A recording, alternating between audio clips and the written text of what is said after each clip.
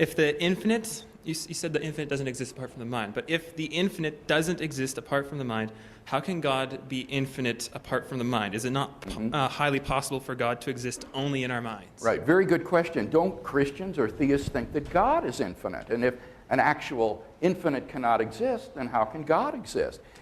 It's important to understand that infinity, when it's applied to God, isn't a mathematical concept. It's not a quantitative concept.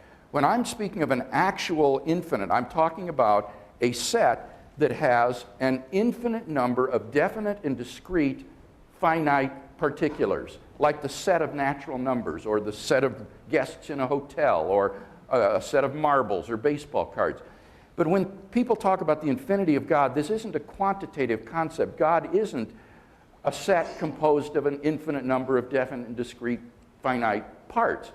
Rather, it's a qualitative notion when one speaks of God's infinity. It just means things like God is all-powerful, all-knowing, all-good, eternal, necessary, all-present, and all of those superlative attributes.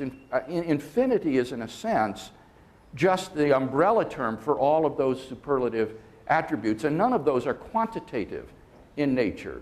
Those are qualitative. So I don't think that my argument against the existence of an actually infinite number of things has any bearing on this concept of the infinity of God.